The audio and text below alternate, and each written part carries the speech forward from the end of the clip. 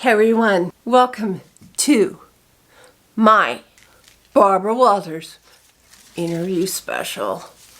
Yeah, this should be like either killer or really embarrassing. I'm not really sure how to start. I've got all my questions here for Barbara. So I guess we start when I'm a kid, right? So Teri, you were born in Texas, right? Yes. I was born in Big Spring, Texas in 1962, right out in the big middle of nowhere. Big Spring, Texas. How in the heck did your parents meet in Big Spring? Well, my dad was born in Louisiana. He joined the Air Force. My mother was born in Big Spring, and he got stationed there. They met up. Rest is history. They went to see, I think, a cat on the hot tin roof. And about a year later came me. I'm sure there was time in there, but I really don't know a whole lot about my parents' relationship or a lot of things when I was a kid. They didn't really talk about a lot of things. Well, what was your childhood like? Well, looking back, I think it was not really your average childhood. We went from place to place by airplane. My father was a pilot. Growing up, everything seemed normal. We moved to the Arlington area when I was about 5 years old, so my dad could complete his schooling to be a corporate pilot. So we grew up in Arlington, and it was just a normal childhood, I thought at the time. But as I look back on it and I think about it, it really wasn't. Or maybe it was, and I just wasn't aware of that. My mom and dad were both raised by their moms. My mom helped raise her younger sisters, and my dad was kind of left alone. Well, he was in Catholic school, but he was pretty much left alone. So neither my mom or dad really knew what they were doing, what they were getting into, especially when they got me. And my dad used to tell me all the time, "Sorry, Teri, you're our mistake, baby." He actually said that. How did that make you feel? It kind of set the tone for the rest of my life, although I didn't realize it. I remember growing up and people would come up and tell my dad he had such a beautiful little girl. And he said, "Well, for a girl, she's okay." And I know now what he was trying to do. But what it did to me at that time was it made me feel like I was less than, that I was a little bit like I was a disappointment. Well, how did that make you feel? I was always trying to get my dad's attention. My mother and I didn't have the greatest relationship when I was growing up. We did after I got married and moved out. We had a fantastic relationship, but growing up we really didn't have a relationship, and so that was a struggle. And dad was gone, 27, 28 days a month. Mom was working, she was tired, so my siblings and I pretty much raised ourselves. We were, the quintessential latchkey kids of the time. Who was your biggest influence then? If you were raised pretty much by yourself with your brothers, who was your biggest influence? I think there were two people that really influenced me a lot, besides teachers, my dad and my grandmother, my mother's mother, Dina. They really, I think, had the biggest impact on my life. And I think my mother's sisters had a huge impact on my life. I remember watching them with their families thinking, that's what I want my family to be like. Because with mom, dad, and my siblings, we were no touchy, no feely, no huggy, no anything. And it left a void. So I was constantly wanting something to fill that void. Well, that must have been really hard as a little girl. It was hard. I remember, I would get the phone book and I would circle psychiatrist or psychologist, and my dad would see it and he would say, "Somebody's trying to convince us that she's crazy," and circling psychiatrist in the phone book. Well, looking back, it was a cry for help. I wanted attention. And my dad gave us as much attention as he could. He would make toys for us. He did all these cool things when he was home. My mom, on the other hand, was pretty much a single mom, and she was tired. And that was pretty much my influence on my mom at that point. Was I felt almost more like a byproduct of marriage than I did as a wanted child. And that sounds really bad, especially since my mom and I went on to have a fantastic relationship. But growing up, it was difficult. It was difficult. I can't speak for my brothers, but for me, it was, we had a good childhood. My gosh, we had airplanes in our garage. My dad would pick us up in helicopters. All these cool things that the other kids didn't get to do, we did, but there was that emotional neglect. I don't even think it was conscious neglect, but there was that emotional piece missing. That, well, how did that affect you, Teri? It affected me the rest of my life. And I'm only really kind of seeing that now as I'm older. What was your biggest fear as a child? Growing up in Texas, tornadoes and rattlesnakes and being abandoned. Those were my 3 biggest fears as a child. I guess in disappointing my parents too. I never wanted to disappoint my dad. Dad would come home and we would have to ask if we could sit in his lap.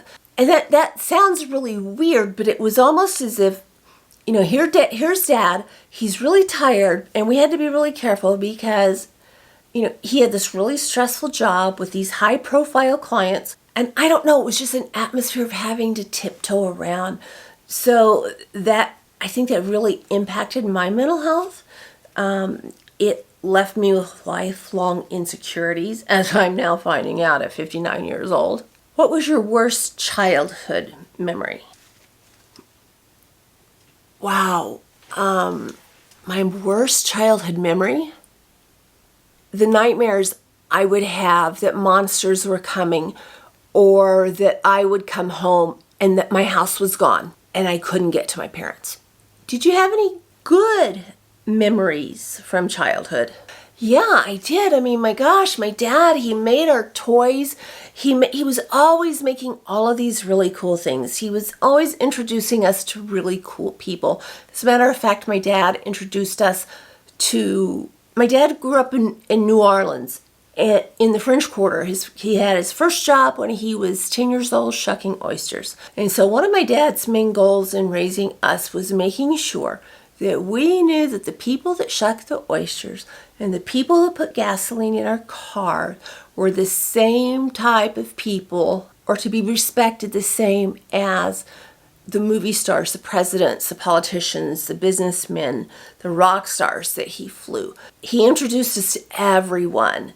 And so I think that's one of my best memories, is being very, very thankful that my dad was conscious enough to want to ingrain that in us as kids. You said your dad was a corporate pilot. Who did he fly? Everyone, it seemed like. One of his main bosses was a man named Pollard Simons. I remember growing up, and Pollard had this house, and his wife Sharon had this house. I think it was on Preston, over in the Turtle Creek area in Dallas, and it took up like 3 blocks. But he was the most humble, down-to-earth man you would ever know. And then there were people like John Conley, who was absolutely fantastic to my dad for his entire life.